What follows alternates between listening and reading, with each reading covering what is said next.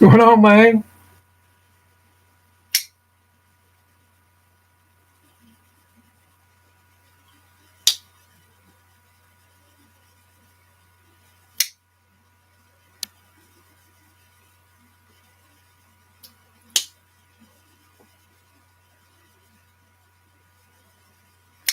Yeah.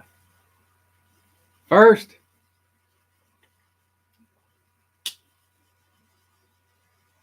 got the gas station knife.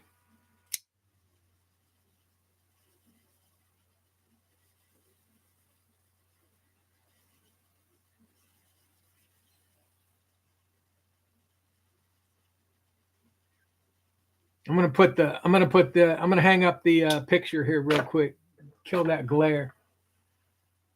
Oh, it is a gem.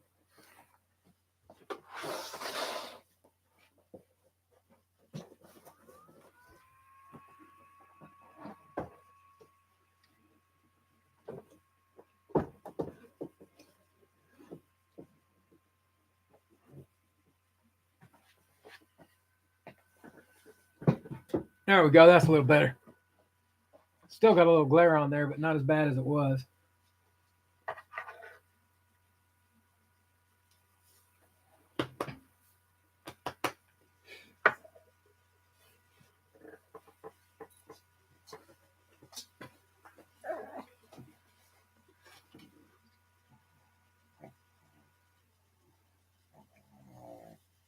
Hey, what up?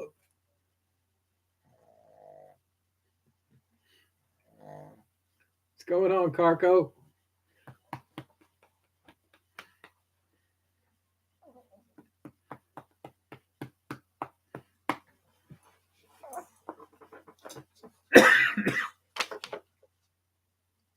When I started, first started checking out um,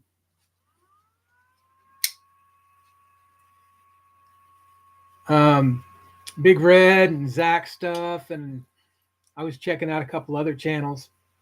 Hey, Palmer. And I was subscribed to the mystery box that was sent out by Smoky Mountain Knife Works. Well, after they got me addicted to it, they discontinued it. I think they were having some supply chain issues, and um, after they discontinued it, I started jonesing. So I went over to oh, what is that other? I ended up getting like a shit hits the fan box subscription, and it wasn't quite to the same level of Smoky Mountain Knife Works box. And I think when I signed up for it initially, it said that if you signed up, you got a free mystery knife, and this was my mystery knife.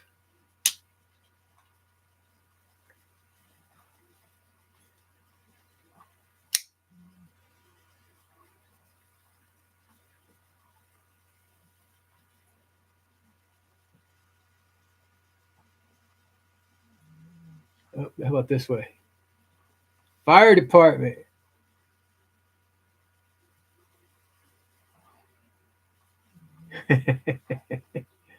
Definitely the steel. That and whether or not you'll cut your goddamn hand trying to get it deployed.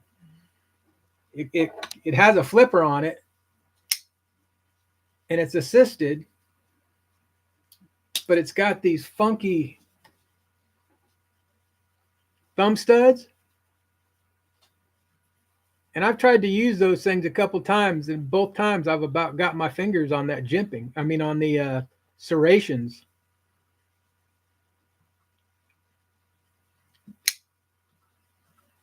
Danger, Will Robinson. What's going on, Forrest? Bushcraft? Bushcraft? Joseph? What's happening, guys? So right before I came on, probably about 10, 15 minutes before I came on, I was reading, speaking of the Chinese, Palmer, there were back-to-back earthquakes in Taiwan, a 7.4 and a 7.5 back-to-back within minutes of each other. And then they were showing the beach in Japan, and the water levels had dropped at that beach off the southern coast of Japan, which indicates that there's a tsunami working. And I was just kind of having a little bit of PTSD there for a minute because back in '89, my father's last station in the Navy was at Concord Naval Weapons Station in Concord, California. And that's about 30 miles east of Oakland. And I was actually about at that location, about 30 miles of east of Oakland, when the earthquake hit in '89. I was sitting down to watch I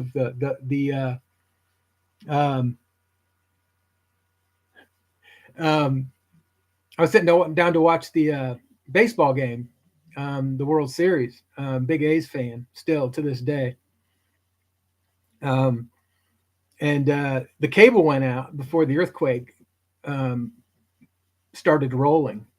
So I jumped up out of my chair and started cussing at the cable provider. And then all of a sudden everything started shaking. And I walked over towards the where the windows are on the side of the main living room. And out my window, I could see the apartment complex across the street. And the swimming pool had emptied itself out into the parking lot from the motion of the earthquake. But for the most part, I mean, I got out of my apartment pretty quick because I was on the second floor. But hey, Todd. But really, where we were at, there wasn't a whole lot of damage. Most of the damage occurred, over closer to Oakland and San Francisco. In fact, my sister had been at the Naval Hospital in Oakland about an hour and a half before the earthquake hit. And she got out of there in plenty of time. But it was just kind of one of those weird things. And, growing up and living in California, even as far back, my mom, I don't know, she tells this story quite a bit. But we were in Long Beach, and I couldn't have been more than 2. In fact, I was less than 2 for sure. But apparently there was a big earthquake. So this would have been like 1968. But she said I woke up and came in their room, and they told me it was Casper the Friendly Ghost, and I should go back to bed. So that's what I did.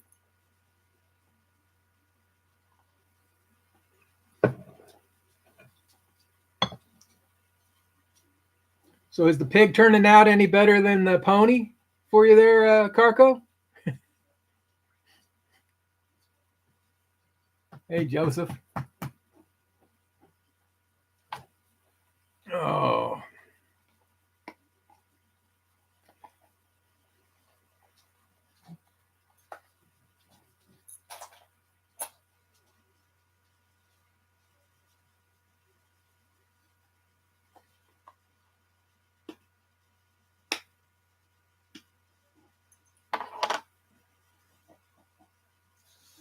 Well, it's funny. I just saw.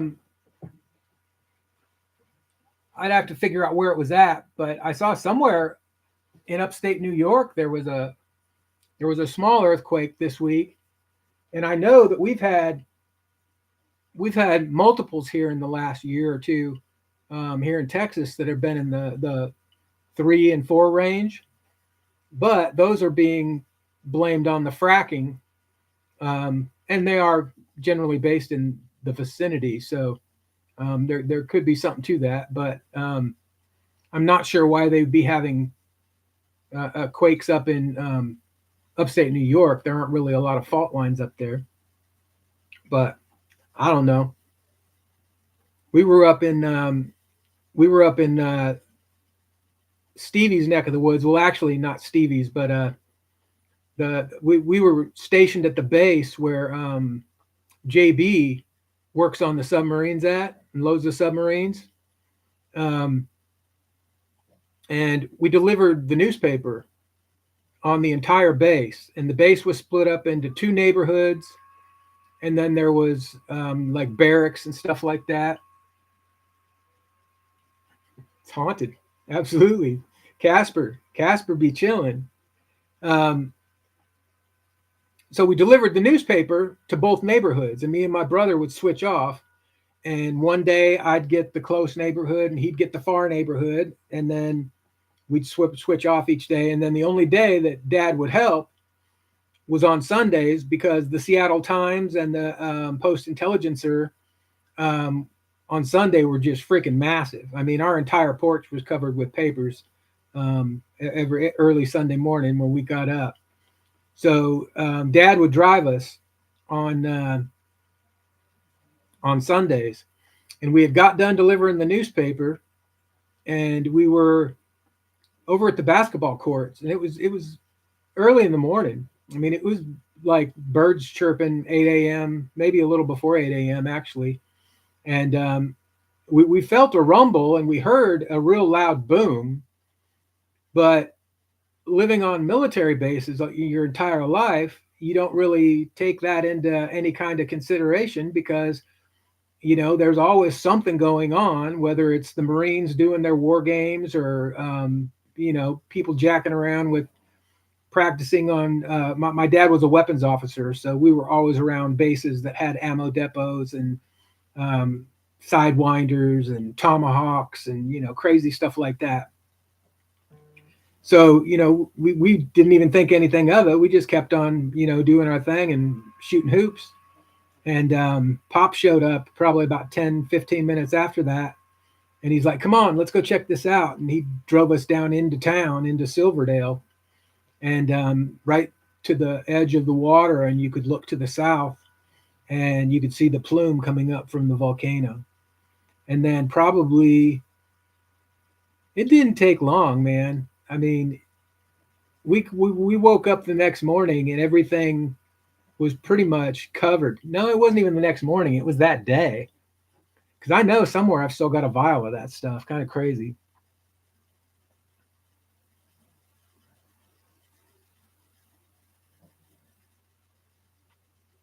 Where are you at, Palmer?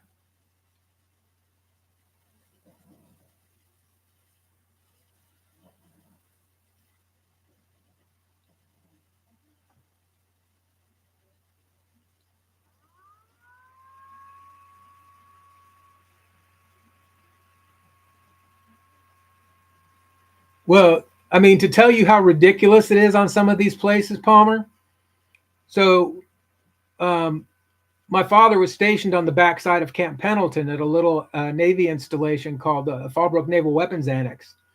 And one of the interesting things about this place is there was only 7 officers' houses on the base, and then there was barracks for the um, in Connecticut, Groton.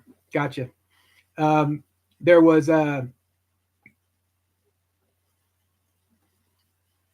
barracks for the Marines who protected the base, but the majority of the folks who came onto the base were civil servants who built weapons in the factory, and that's what my dad did. He oversaw the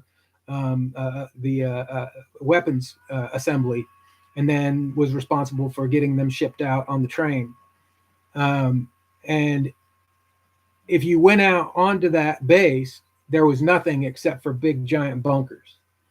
But if you got over to one particular side of the base, there was a huge cache of old, um, oh, what was that stuff called? Napalm bombs, and the part that blows up was removed from them, but they were trying to figure out at the time how they were going to get the napalm out of them and dispose of it.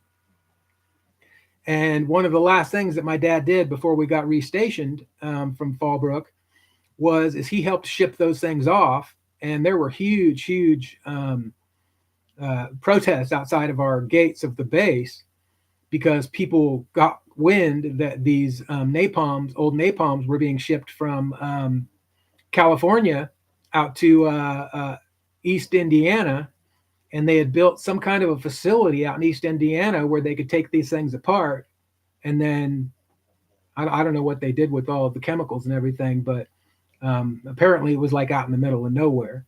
But I remember them having just massive protests outside of the gates when they were shipping these dang things off. But one of the things that we were allowed to do is we had rain over the whole base as kids. So when I lived there, I was like 15 and 16 years old. And I would take my dirt bike out. And I can tell you that me and my brother on several occasions used big stacks of those napalm bombs um, to build dirt ramps and jump over, with our motorcycles. And then the other cool thing is if you had the balls for it, you could go up some of these, and not all of them because some of them were too steep, but some of these bunkers will get you lifted too. Yeah, napalm will get your bushcraft fire growing. Well, going. um, it was just kind of different. I didn't realize how different it was until, I got older. But like just as an example, kids going out and playing games, Cowboys and Indians or Army or whatever. Um, I know that at my house for at least 2 or 3 years, we had a used air to ground rocket that had been already used in some kind of but we had that as a toy, and it was authentic. I mean, it was like it had really been fired. And that's the kind of stuff that it was just part of being on the base. And then when we were living in Fallbrook, the other funny thing was Fallbrook is a very agricultural town. It's out by Temecula, California, and uh, it's known for a lot of things, but one of the main things it's known for is being the avocado capital of the United States. And the guys on the base came up, and I'm sure it's legal, but anything that was hanging over our side of the fence onto the base was ours. That's government property. So we harvested avocados year round.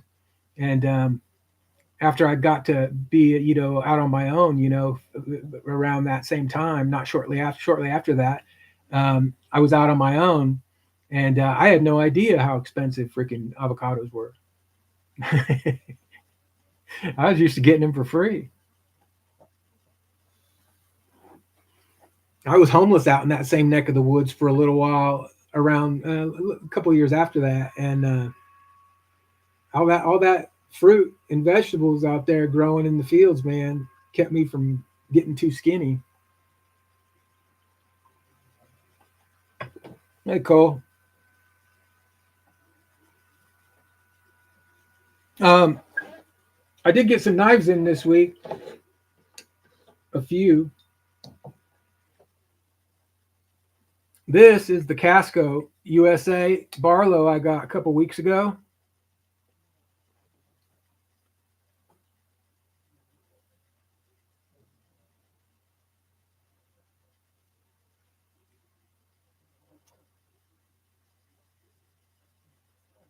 And the only reason I'm showing you this one again is because I got another one.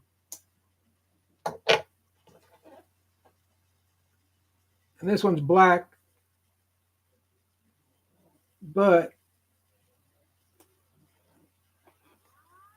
this one has been loved on quite a bit. So this one here is going to be a little bit more of a project.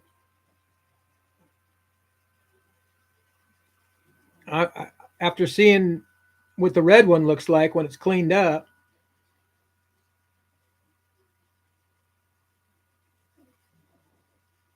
but you can see this one's been sharpened pretty good. And in fact, this is one of the sharpest knives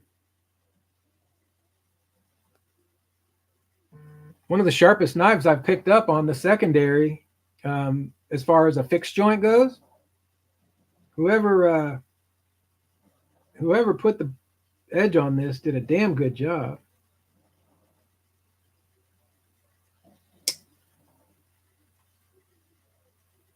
So I got this for 18 shipped. But here's my deal of the week. Here's the good one. Here's the one that made me smile. Here's the one that makes you just go, you hit that one good shot in your round, and you just have, that's what brings you back. So I got this from an estate sale on the bay.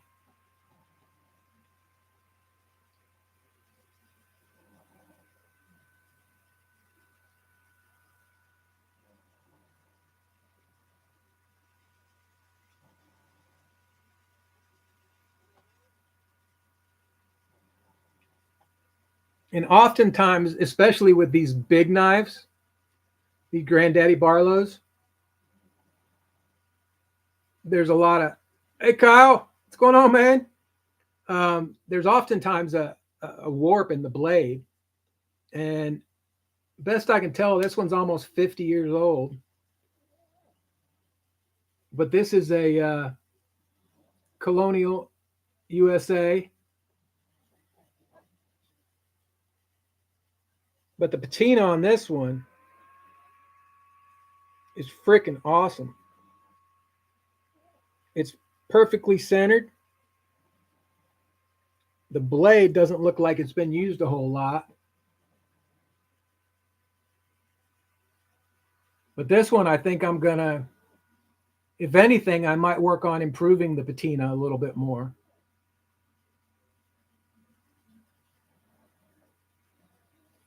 And then I've got one more coming from this group. But the 3 Barlows that I picked up last week, these 2 plus the one that's coming in, total shipped to my doors less than $60. I think it was like 58 and change. So to be honest with you, I would have probably paid $50 if I would have spotted that Master Barlow in a case somewhere, just because of how good a condition it's in. So, and then the outstanding knife that I think will be delivered tomorrow is Saber, a Saber Barlow from Japan. And it looks like it's got a smaller blade on it. But I'm looking forward to that one too. But I don't think that one's going to be one that I'm going to have to do a lot of work on. And then I picked up a little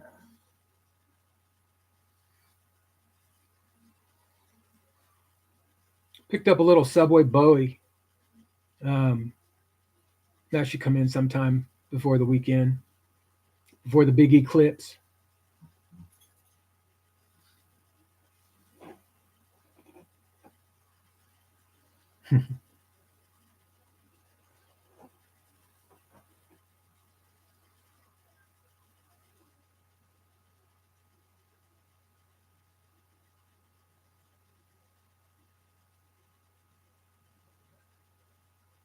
It's probably something I should do, actually. In fact, I'll put that on my list. I'll start checking with Sharif and see whether or not he's going live so that we kind of know what's going on.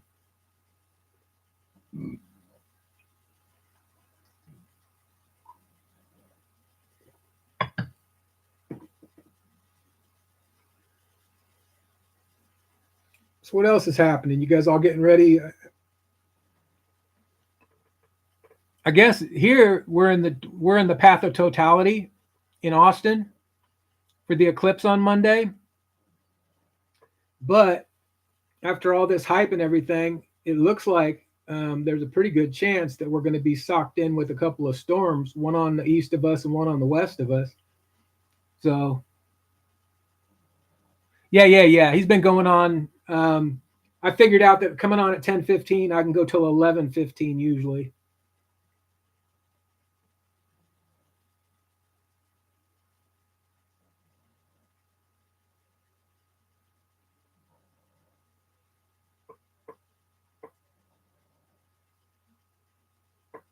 Yeah. Well, I really don't remember as much as I pay attention to the weather now. And I think most of the reason that I just got trained to pay attention to the weather is because I drove for over 30 years professionally. So, I mean, it matters, how you plan your day and, how much time you allot to get things done. So I guess that's where, but the funny thing is, I don't remember the weather when we lived on the East Coast. The only thing I remember weather-wise, I remember one time we had a babysitter in Virginia Beach, Virginia, and there was a thunderstorm, and there was a huge boom of thunder, And this 14, 15-year-old babysitter um, freaked out, like to the point where she was like crying and stuff and had to call her mom because apparently, like in Virginia Beach, they don't have a lot of thunderstorms, or at least not typically. And then the only other thing I remember, we were stationed up in Brunswick, Maine, during the blizzard of '78, and I just remember how much of a raw deal I thought that was, because I thought for sure we were going to get out of school with all the other kids. But turns out when you live up in a place like Maine, they just put freaking chains on the buses and send you to school anyway.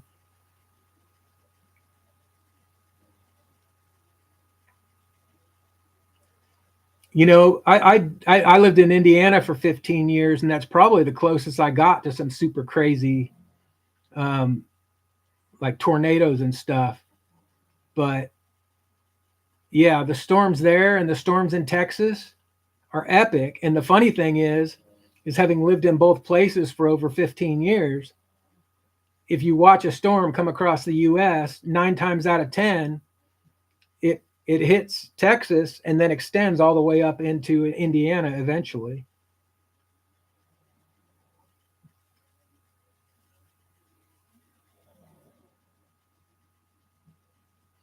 Well, at some point, probably after I get my degree, I've been thinking about going and doing some work up on the in the area of the reservation where my dad was from, up in northeast Montana. And that's the one thing that's really got me not really fully committed to the idea at this point, is simply the winters up in that neck of the woods are so freaking brutal.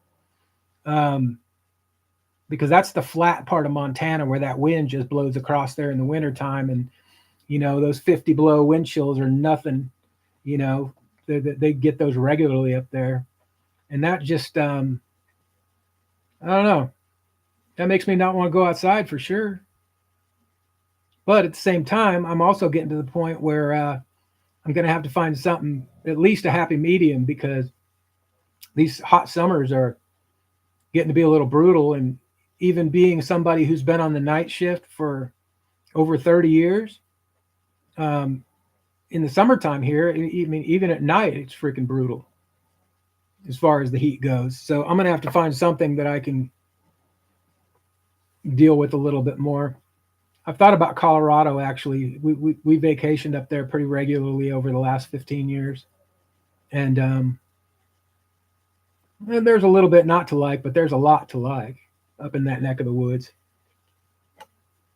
What's up, Potter Razors? What's going on, man?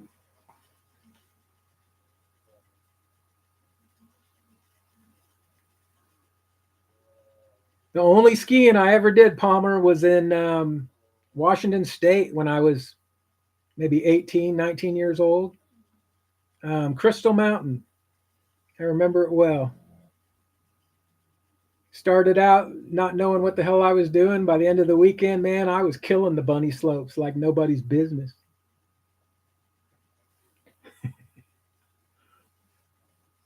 How's it going, Joe?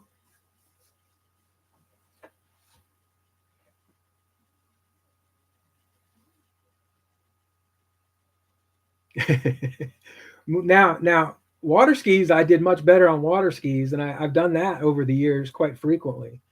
Um, when I lived out in Indiana, of all places, I actually got good enough where I could kick a ski. And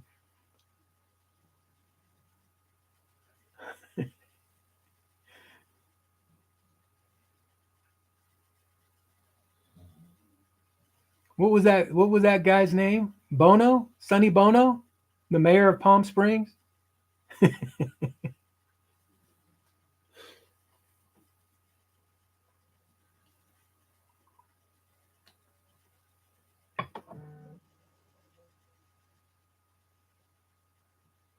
So my pops passed in 19 no in 2008, and my mom's been pretty satisfied just chilling ever since. And she's got her house and she still works, and what have you. Well, about a month ago I started noticing she was acting goofy, and my brother and sister started noticing the same thing. and we made my sister go in to figure out what was going on, and turns out mom's dating, and she's dating a guy that she went to high school with back in the 40s. The 40s. She was born in the 40s, in the 60s, and she they planned a rendezvous, and he flew into Texas today, and he's going to be here for 10 days, and I'm I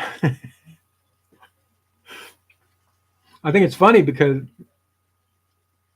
she I think she forgot to eat for like the first week, and I was giving her a hard time in the last couple of days, and I asked her if it was okay if I called him Daddy when we met on Thursday. Oh, the look I got reminded me of when I was a kid. uh, okay, we won't go there. Here's my carry for the day.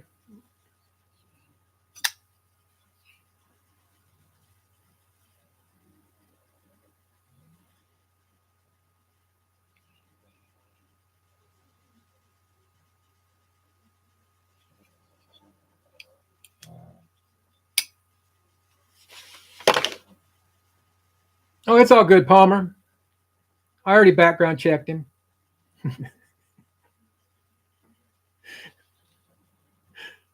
And I think one of his kids is an attorney. So I'm sure they probably background checked my mom too. What an amazing time we live in.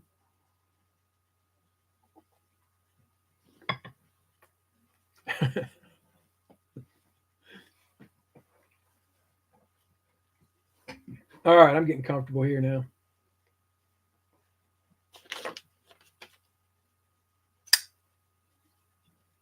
Anyone got anything coming in? Anyone got any knives on the way?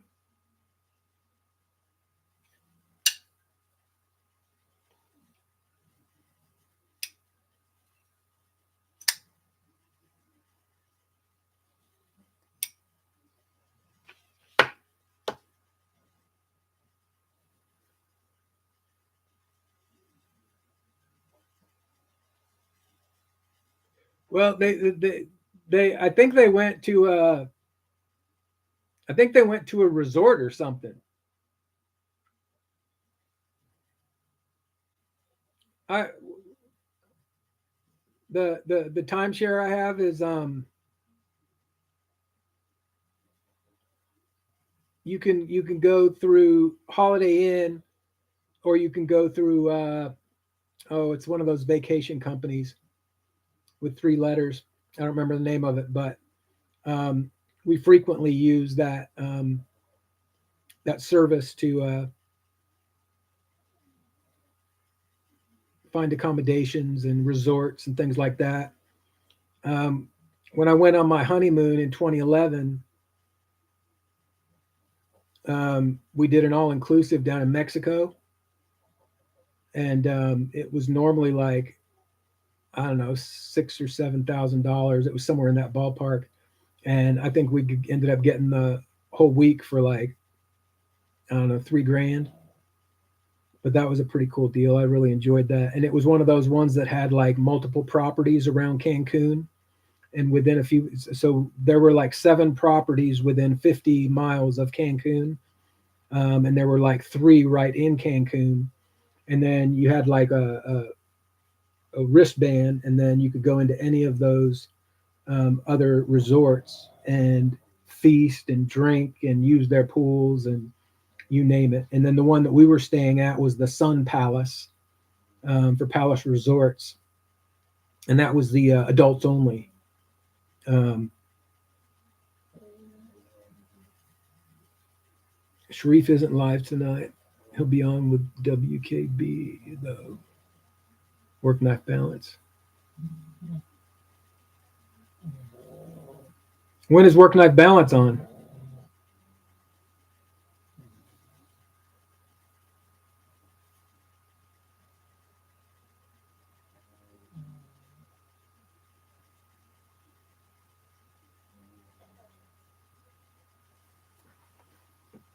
Shed carbon penguin.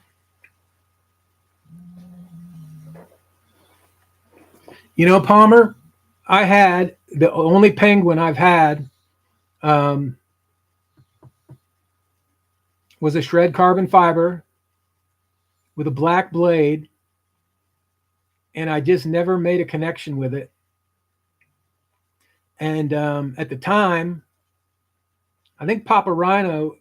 Oh, it was around the time. I don't know if y'all were paying attention. I know he talked about it at the time, but he had gotten some of his employees had turned on him when he was working at Kansas University of Kansas, and he ended up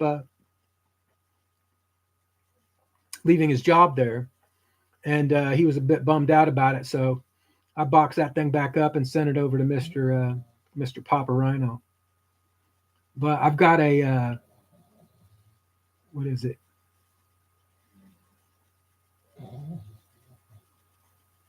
Who makes the penguin? I'm having a brain fart, probably from smoking too much of this.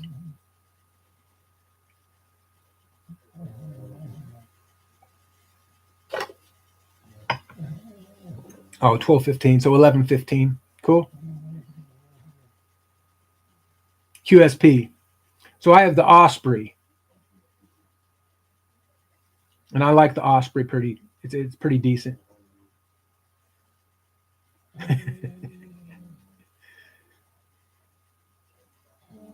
Karko's letting everybody know what kind of porn he watches.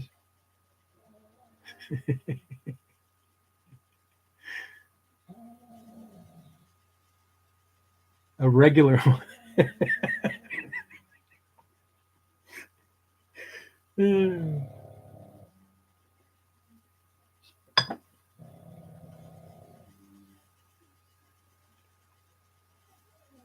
My youngest sibling is a sister, and she is not a regular one.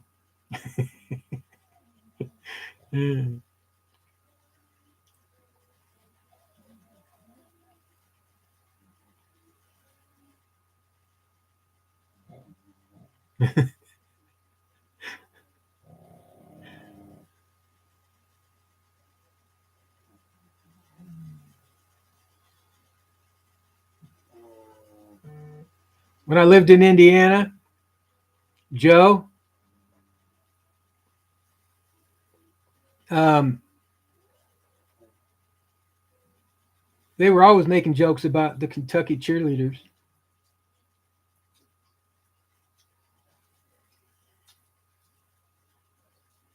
But it's kind of funny if you drive through Kentucky and you drive through Indiana, they pretty much look just like the same thing.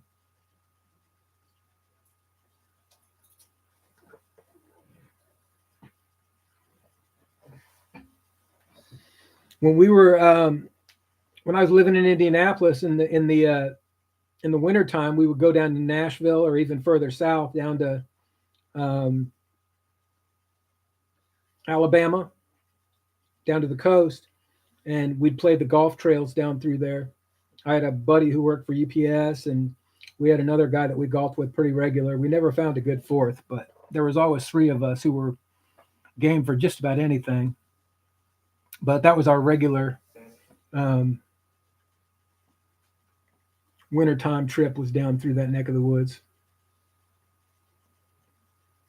And it's funny because I never really even though I like music, I never really went into Nashville and sought out the music scene. I was in Indianapolis from 1993 until 2008, 2009, 2008. I met a girl here in Texas when my folks moved here in '89, and she had a bunch of family in Indiana. And the rate that I was being paid to drive a truck out of Texas was just simply insulting at the time. And one of the things that happens is the more you move around the country, the more you start seeing what they're paying drivers in other places. So when she due east of Indy, how far? I got friends over in Richmond still.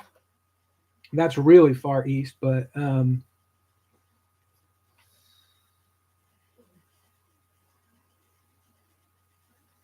what is out there on the east? Is that Newcastle or Newcastle?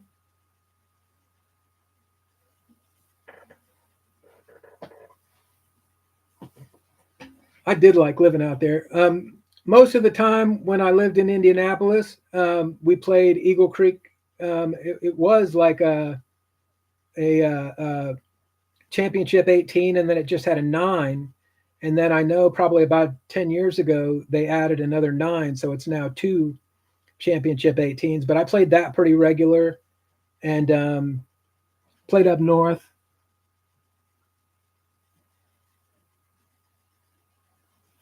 No, that's since I retired. I started working in the industry, Mr. Satisfaction.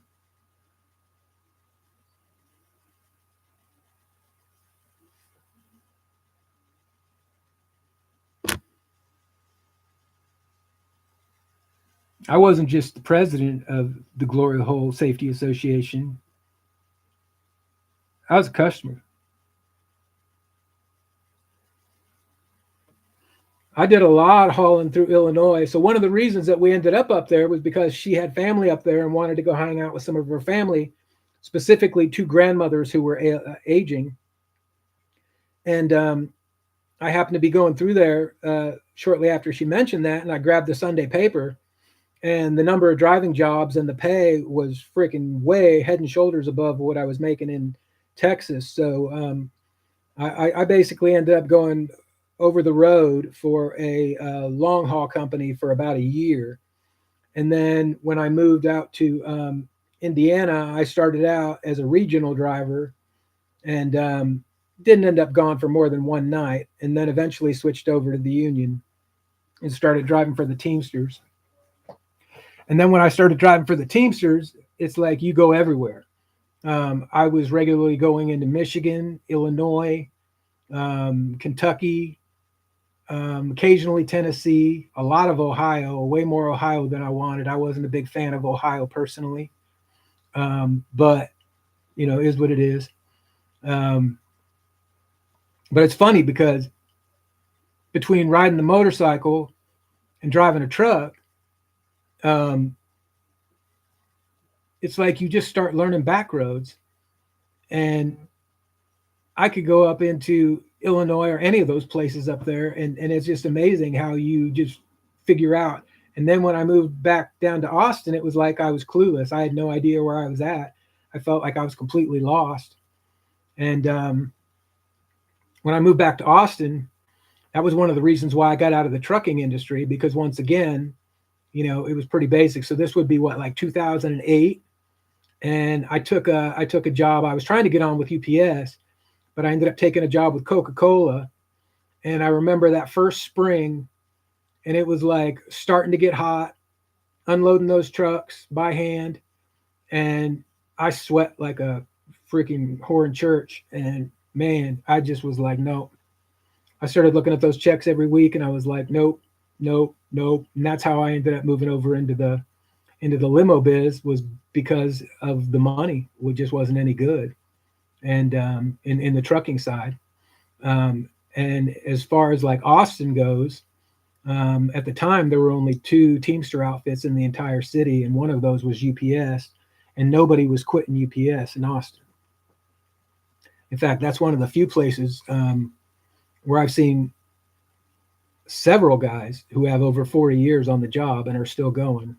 But like I said, when you get down in this neck of the woods, they just don't pay. It's not a big union state.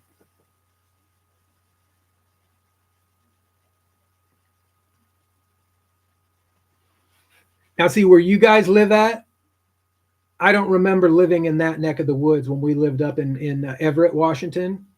I remember things about the immediate neighborhood where we lived, but I don't recall any geography whatsoever. And I probably shouldn't. But like if you start talking about Seattle, Tacoma, Bremerton, Silverdale, Poulsbo, all out, that that was we I was a little bit older. I started driving in Silverdale.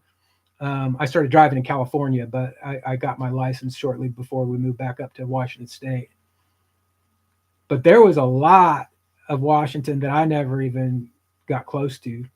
Um, for a little while, when I was like 18, I had an apartment in White Center, which was just outside of Seattle proper. And at the time, it was a pretty rough spot. And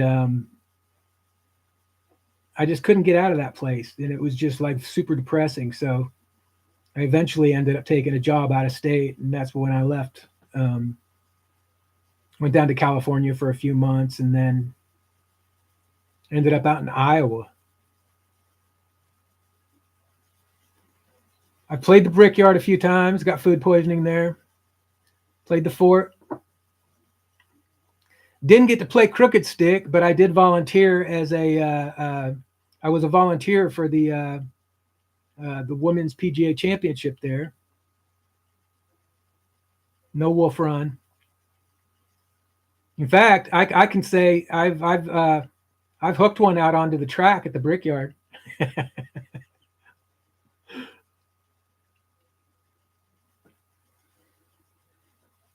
Sagamore, for a while there was like 4 or 5 golf courses that were all connected, and you could buy an annual pass, and it gave you like discounted golf to the Sagamore plus 3 or 4 other courses, a couple of which were pretty new at the time.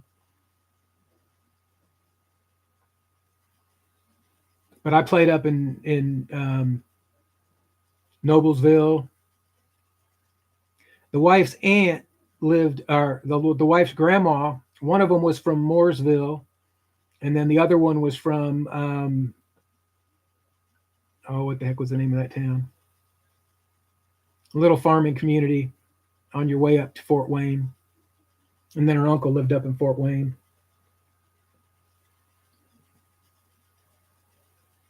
No, I did not.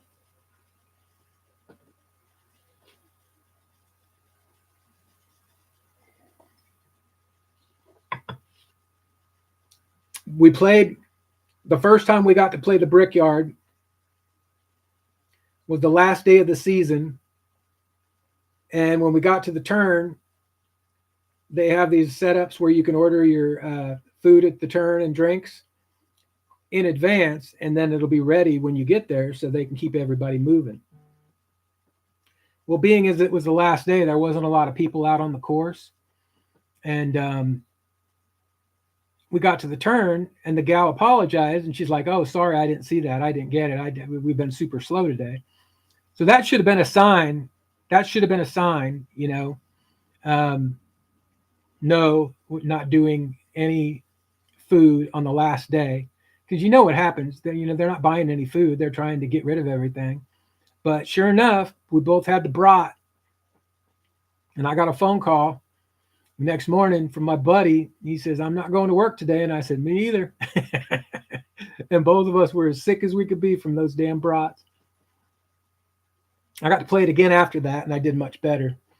That Eagle Creek on the west side of town was my regular track, and that's the only place that I ever shot, well, the only real course where I ever shot 80.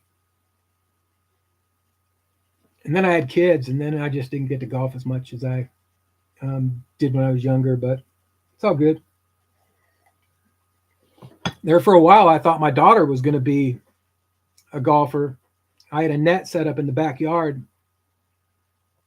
and I'd see the kids go out in the backyard and just, get a bucket and just hit ball after ball. And my son struggled mightily with it. He was a big old football player kind of guy. But my daughter, man, it was like her hand-eye was just so on. She would go out there and just smack and smack and smack. But she ended up being a gymnast until she got injured. I have a distrust for golf course food. Purgatory, yeah, buddy.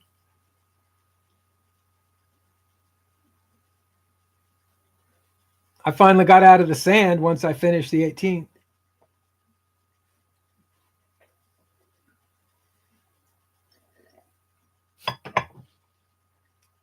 So I'm glad I wasn't into knives and stuff back then, because I probably would have been dropping some serious coin on some fancy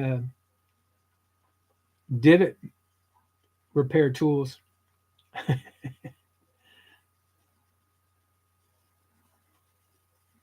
Well, the funny thing is after I got back here, the most of the golf that I've played in the last 10 years, the first 5 years I was back here, I played pretty regular because we lived up next to a golf course.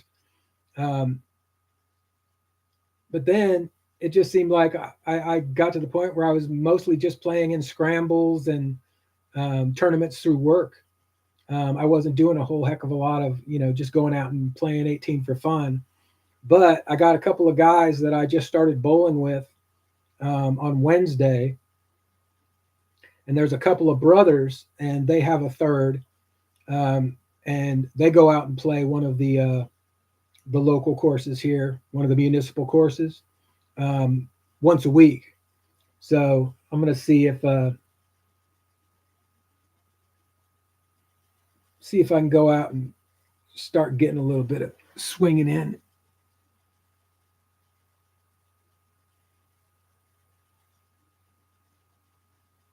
Oh, I don't dislike Indiana at all. I actually really liked Indiana. They didn't have like super terrible winters. I mean, there was snow, but it wasn't like crazy terrible. And if you saved up your PTO days, you could always call off anytime it snowed. My freaking manager, when I was when I was a Teamster, they freaking hated me, man.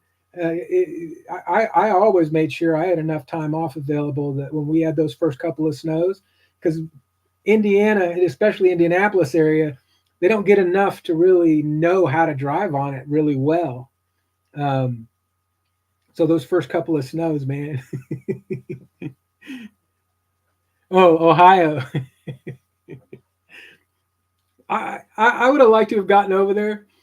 The last time I was in the Huskow was in Cleveland, and then as I was leaving the state after I got out and went to court, um, I got a freaking ticket leaving the state, and the guy could have just let me go. He saw on his computer that I just got out of jail, and then he still gave me a fucking ticket. So I got freaking thrown in jail, and then had to pay like I didn't end up getting charged with anything when it all came down, and I didn't have any fines or anything like that. They dismissed the whole thing. Um, I did get my ass kicked by a couple of fucking cops, and then this guy has the balls to actually give me that ticket. And then when I was a driver, as far as trucking goes, I disliked Ohio simply because it was one of those states where trucks are only allowed to go 55 and everybody else is allowed to go 65 or 70. And Ohio was one of those places where no matter what part of the state you had entered into, whether it was from the east, west, north, or south, man, they had freaking state troopers at every single border crossing getting into that state. Man, they were waiting for us. I did I did like when I was younger though going across the top of Ohio, um, just because of the food and stuff. And they had a lot of places that were set up. Um, there were some cool truck stops up there. Up in that neck of the woods, they're pretty much glory hole free.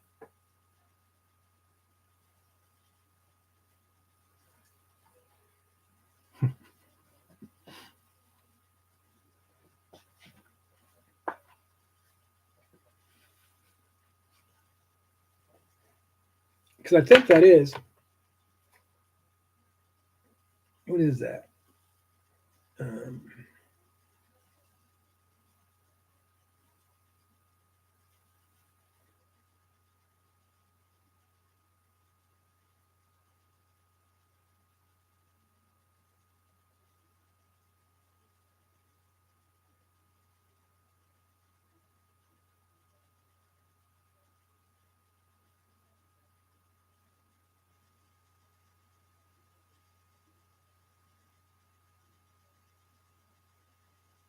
so Greenfield, Indiana right before I left the Union and we moved back to Texas, I was coming back from Ohio, and a Greyhound bus went past me, and he was getting it pretty good. I was almost home. I was taking it easy. And just around the time the bus got about quarter of a mile out in front of me, all I could see was just a cloud of smoke, a cloud of dust popped up. And I get up there, and all these cars are moving over to the side and everything. And you could tell something had just happened. And I get up there, and that Greyhound bus was over on its side, laying up in the grass on the side of the highway. And then I got out and moved up towards the, what's on midnight? Moved up towards the, where the wreck was. And some lady apparently crossed over the median and hit that bus head on. And I won't get on all the details, but the freaking craziest thing, the bus driver ended up living. The only one who ended up dying was the lady in the SUV who crossed over. But the driver of the Greyhound bus was 1 day away from 35 years. He was 1 day away from 35 years of safe driving, and then that lady crossed over the median and hit him head on. It was just crazy. And I delivered a lot of food over all around that neck of the woods too. For probably about 5 or 6 years, I worked for Cisco. That was actually kind of fun. I like to going down to doing the university routes, delivering to the fraternity and sorority houses. All right, I'm gonna mosey on over to the other side. How many we got in here? 13. Well, thanks for hanging out. We'll do number 12 next week. And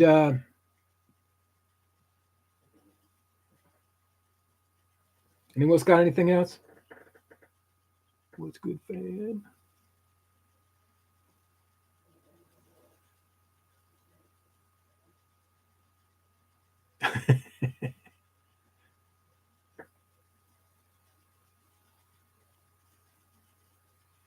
You probably don't, Midnight.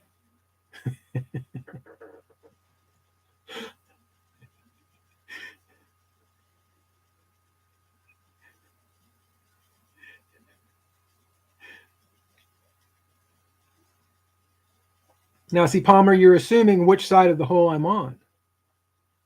See? You just don't want to make assumptions like that. Cisco Food Service, yeah. Yeah, they're a Teamster outfit. That was probably the best shape I was in my entire life driving a truck. Unload that whole truck by hand, up and down stairs, through the alleys. But I'll tell you what, I had a few regular customers that tried to make me fat. That's one thing about working in the food service, man. There's no shortage of people wanting to feed you on a daily. We weren't allowed to deliver in Ohio.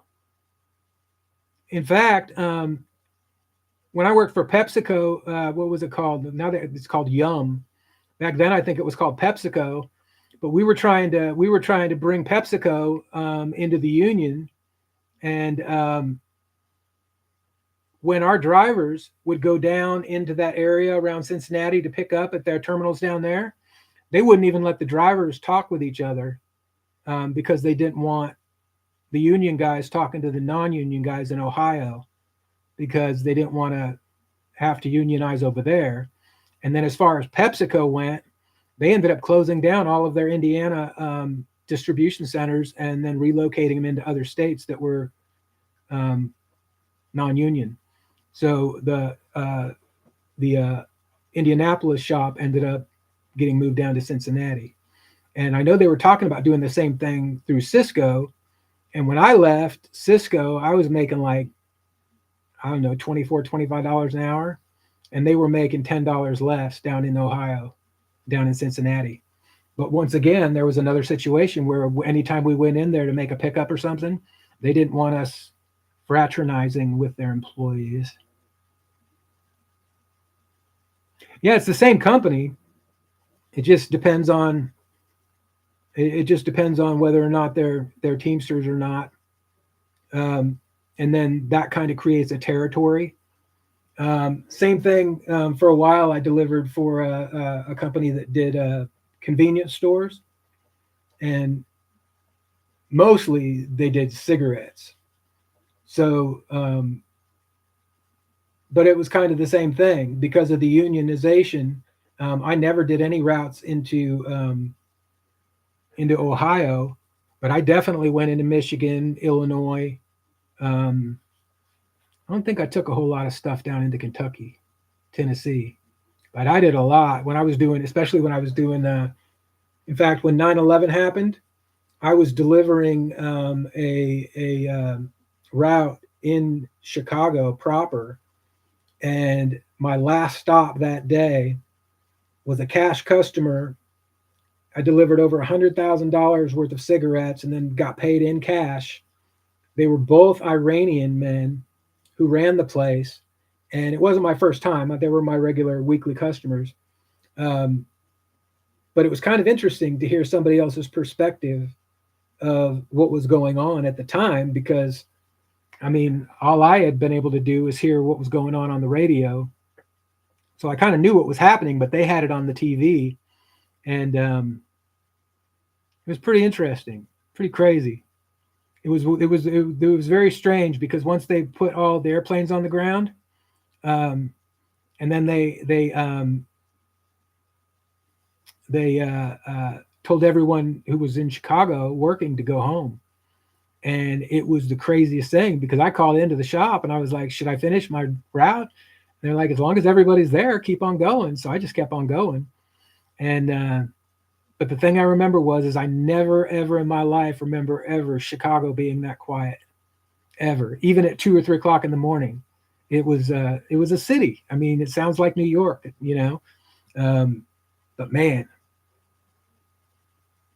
But I went down into central Illinois quite a bit, and yeah, all over that territory. Like I said, man, back roads. You deliver to convenience stores and restaurants, and um, I drove for a couple of outfits where we were going in and out of the auto plants. So it was always something different, always something new. I never liked doing things. Even going down into, I did some work for UPS, and for like a year, I took a run that nobody else wanted to do because it always got loaded late, so I wasn't able to leave. But I would go from Indianapolis to Lexington, Kentucky, and then they wouldn't get my loadout. Usually, you get your loadout to come back home around 2 or 3 in the morning, and that way you can get back into town before the traffic hits. Well, this one usually wasn't until about 5:30, 6 o'clock in the morning you get loaded out. But I got to tell you, that one perk of doing that route was leaving out of Lexington on the back highways and hitting those sunrises and all those horses out in those. Oh my, that was the freaking most beautiful part of the country that I can remember. You can give those people in Kentucky a hard time, but man, that area down around Lexington is freaking gorgeous.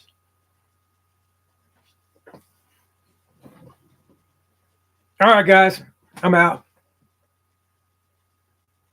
Where's that? Is it over there? Is it up there? Is it over? Hey, hey, hey, hey, hey, hey. Later.